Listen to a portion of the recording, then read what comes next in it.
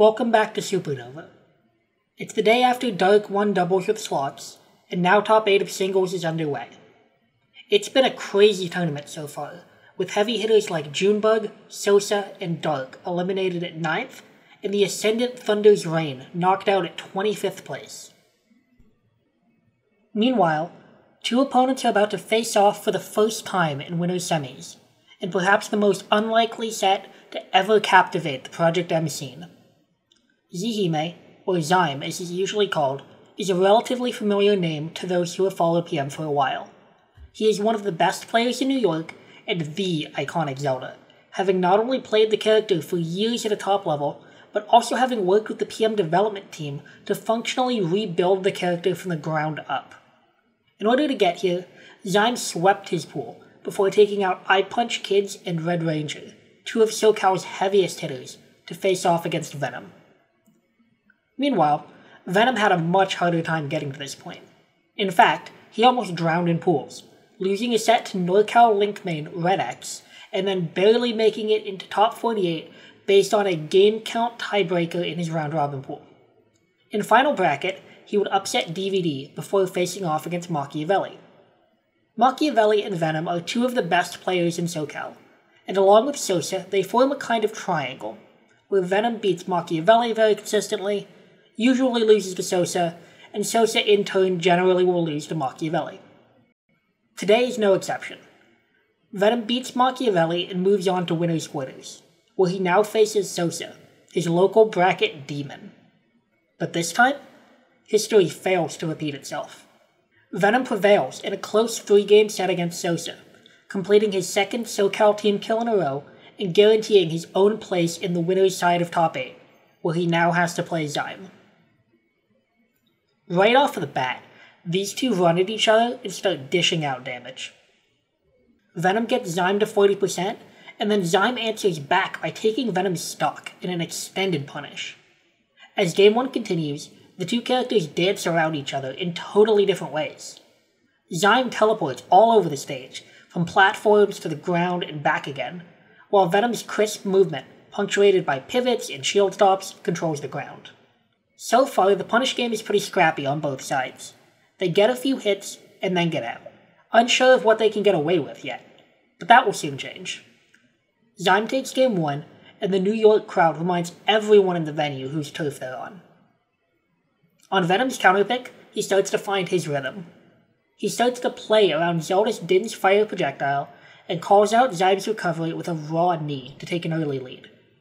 As they both reach last stock, he only speeds up, playing around Zhyme's approaches until he finds a gentleman confirm into knee.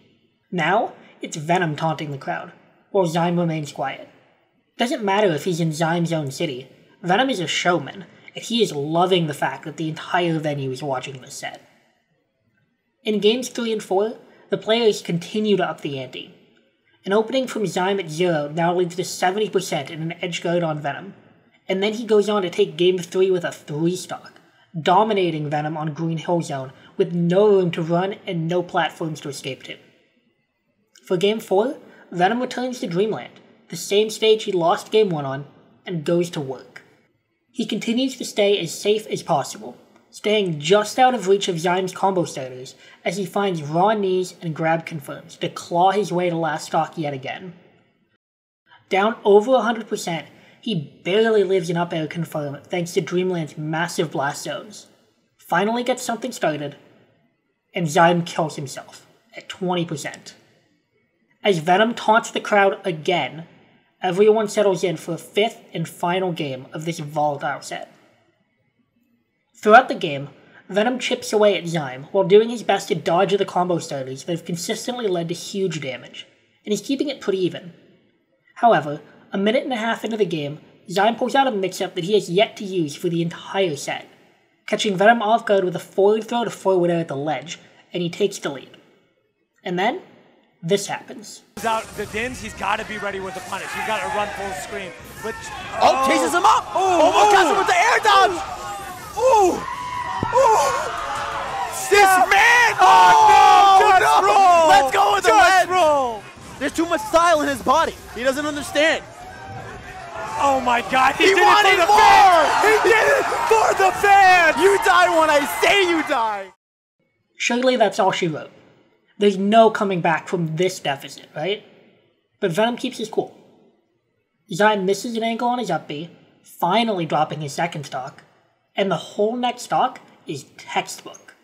Venom plays incredibly safe, finally refusing to approach through Zelda's big hitboxes and dash dancing just a bit too close for Din's fire to hit him.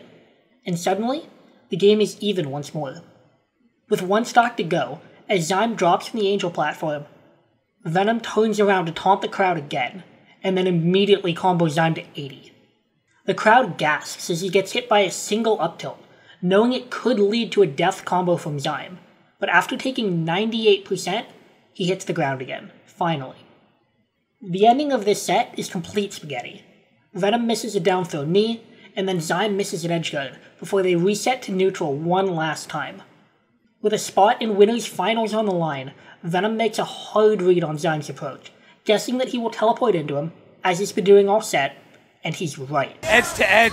Oh! Venom takes the set! Venom catches him! His pop-off! This set is one of the first I would recommend to anyone who wants to know why Project M is amazing. It has it all. Flashy combos, a hype crowd cheering for their hometown hero against an outsider who is embracing the role of the heel, quick adaptation to matchups that neither player is familiar with, and when all is said and done, the two players hug it out. Neither of these players were supposed to make it this far in bracket. They've never played before, and they never will again. But for these 20 minutes in top 8, they're playing the best Smash of their lives, and no one in the room can look away.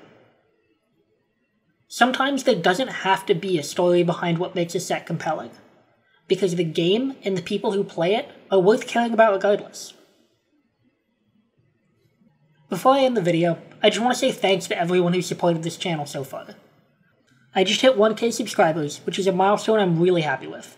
I actually held off on specifically making this series for a long time, because I didn't think people would be that interested in PM's history, so seeing these videos in particular do so well is really exciting, and I can't wait to continue the series, in addition to the other content that I've been planning out. Thanks for watching, and stay tuned for my third and final video on Supernova coming soon.